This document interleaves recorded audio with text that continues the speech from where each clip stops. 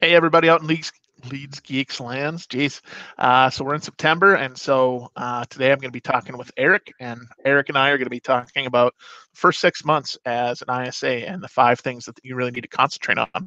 And basically just have a quick 5-6 minute discussion on those five things, and then we'll get some feedback from you and see what questions you have. So, Eric, what's the number one thing to try to do as a new ISA in the first 6 months?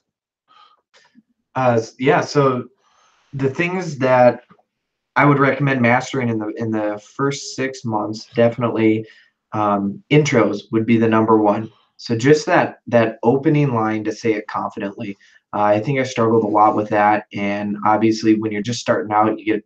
I mean, I at least had a lot of nervousness. I remember like physically feeling my armpits and palms start sweating Yeah. as I went to go pick up the phone. And when somebody answers, you need to be confident in what you're going to say. Otherwise, you're going to have that hesitation.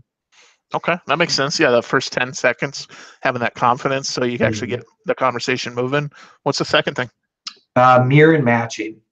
You can be, you're going to get a lot more grace if you're mirror and matching. You could totally drop the ball. I've had my computer where I've accidentally kicked the power button and everything shuts down and I'm just stuck in dead water. But because I'm mirroring and matching, I've made that client feel comfortable and they're able to sit with me for a couple extra minutes while I reboot my computer, or if I'm out and about and, mirror and matching just does leaps and bounds for you as far as getting that client to feel comfortable and um, getting a little bit of grace there for you.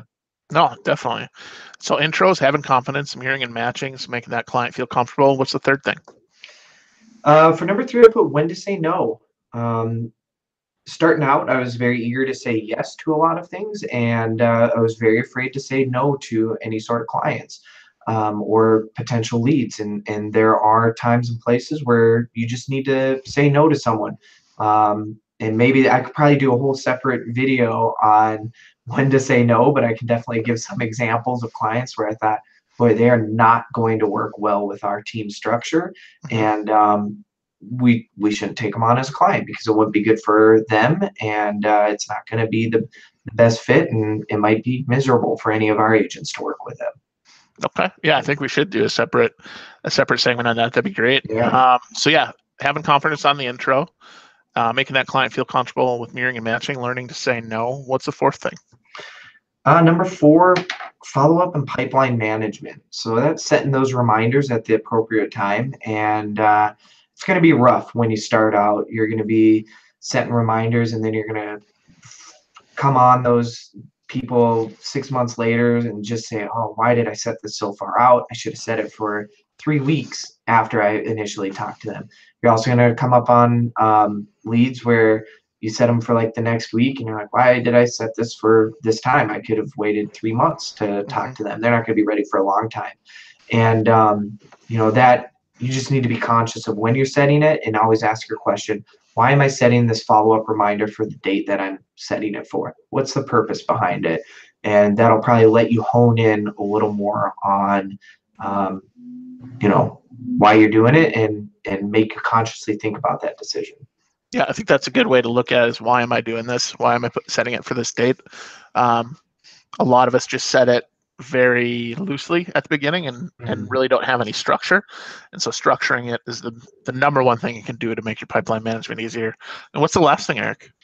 So last thing to master is kind of a mindset thing. And it's really, you mentioned what are the first things in the first 6 months. This would be towards the end, in that fifth and sixth month, giving people the benefit of the doubt.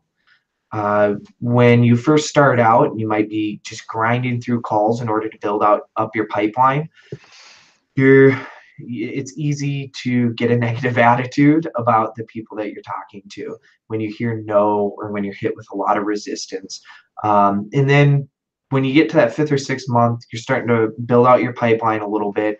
You need to start giving those people the benefit of the doubt, and really giving yourself the benefit of the doubt, to having more confidence in yourself that you know what you're doing and what you're booking, and that if you set them up with an agent, that they're gonna be successful, and your agent is going to be successful in converting that lead into a closed deal.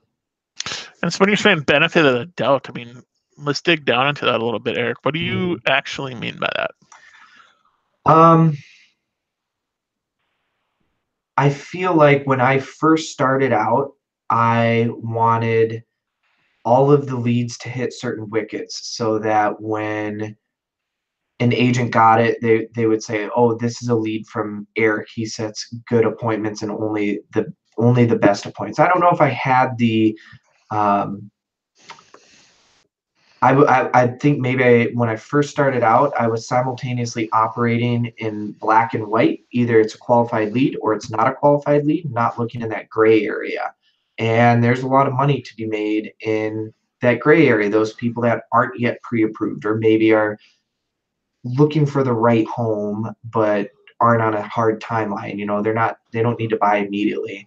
And I was, as a new ISA, really striving to hand that lead on a silver platter, just totally ready for an agent to book, and maybe not having the amount of confidence in that agent to nurture that lead over the next 6 to 12 months until that close.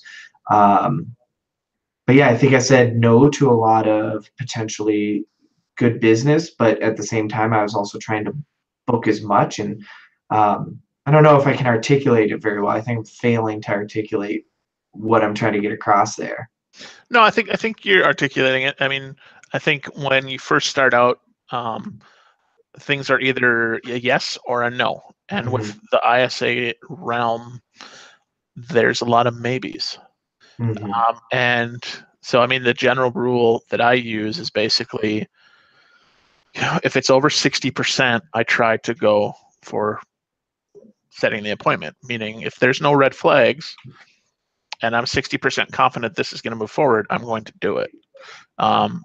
When you first start out, it's almost like you want everything to be 100%. It's either a yes or a no. And you have to kind of learn that feel of, okay, there's some things that might be wrong with it. Maybe their time frame's farther out, but they're pre-approved. So that automatically swings the needle further to the right. And so you should go for it, things like that. So I think that's a good thing to be cognizant of when you start, because it's operating in black and white is really easy. And like you said, there's a lot of money to be made and a lot of people to help in the gray area. So yeah, so we had the intros, having that confidence. Mirroring and matching, making that person feel comfortable on the other end of the phone.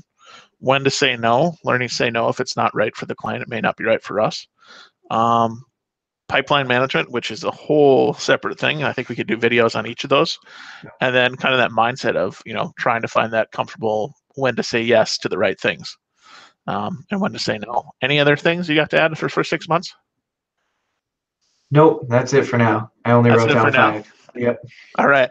Well, so this is the first 6 months. Cody and I are going to chat tomorrow on the next 6 months and what you really need to refine as an ISA, or even as an agent if you are the ISA, in that next 6 months. So let us know what questions and concerns you have, anything you need us to refine and explain a little bit more. For now, we'll see you next time. This is Jim and Eric. Thanks.